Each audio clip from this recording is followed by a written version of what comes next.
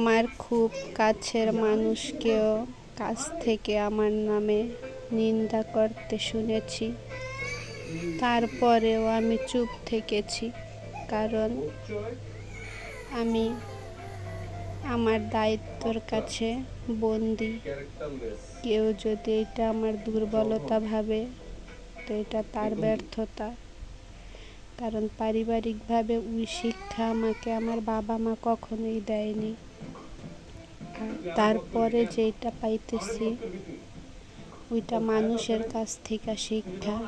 কারণ এই দুনিয়াতে ভালো মানুষের মূল্য খুবই কম। আসসালামু আলাইকুম, কেমন আছেন সবাই? আশা করছি সবাই ভালো আছেন। তো অনেক দিন কোনো রান্না বান্নার ভিডিও শেয়ার করা হয় না, তো ভাবলাম আজকে একটা রান্নার ভিডিও আর কিছু ডেইলি কাজের ভিডিও শেয়ার করি। তো আশা করছি ভিডিওটা আপনাদের ভালো লাগবে। যদি ভালো লাগে তাহলে ছোট্ট একটা লাইক দিয়ে ভিডিওটা দেখা শুরু করবেন আর একটা কমেন্ট করবেন। আলহামদুলিল্লাহ, আমার আপুরা ভাইয়ারা খুব সুন্দর সুন্দর মিষ্টি মিষ্টি কমেন্ট করে, যার কারণে ভিডিও বানাতেও আমার ভালো লাগে। তো এখানে আমি শিং মাছের পাতলা ঝোল রান্না করব, এই কারণে মাছ আর আলুটা প্রথমে সুন্দর করে ভাইজা নিছি। আর এইখানে দিয়া দিছি পেঁয়াজের ভিতরে লবণ, আদা রসুন বাটা আর হলুদ মরিচের গুঁড়া দিয়া কষানো শেষ করে এই যে আলুটা দিয়া দিলাম। আর মাঝখানে একটু উপরে দেখা গেছে, কারণ মোবাইলটা হাত থেকে পড়ে গেছিলো। তো এই কারণে আর কি, আসলে এরকম দুর্ঘটনা কিন্তু ঘটেই। দেখা যায় রান্না করতে গেলে মোবাইল পড়ে গেল অথবা একটা তেল ছিটা শরীরে আইসা পড়ে, মেয়েরা কিন্তু সব কিছু সহ্য করে আর কি। মেয়েদের জীবনে কিন্তু সংসারের সবচেয়ে বড় একটা চিন্তা হয়েছে কি রান্না করব,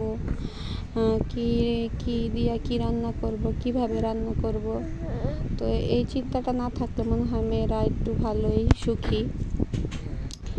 তো এই যে কথা বলতে বলতে তরকারি কষাইয়া পানি দিয়া দিলাম, ঝোল আর কি দিয়া দিছি। এখন এখানে ঝোল বলক আসার পরে আমি ভাজা মাছগুলাও দিয়া দিলাম। তো রান্নাটা আসলে এক একজন এক এক রকমই করে, আমি যেভাবে রান্না করি ওইভাবেই আর কি বলতেছি।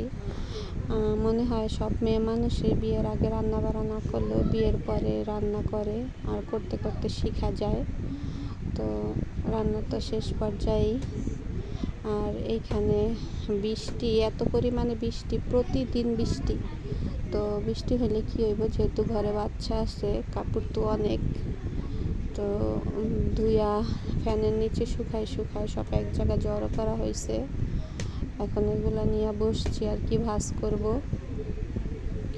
তো এই যে ভাজ করা শেষ, আলাদা করে রাখলাম। আমারটা আলাদা, ছেলেদেরটা আলাদা, আর ছেলের বাবারটা আলাদা।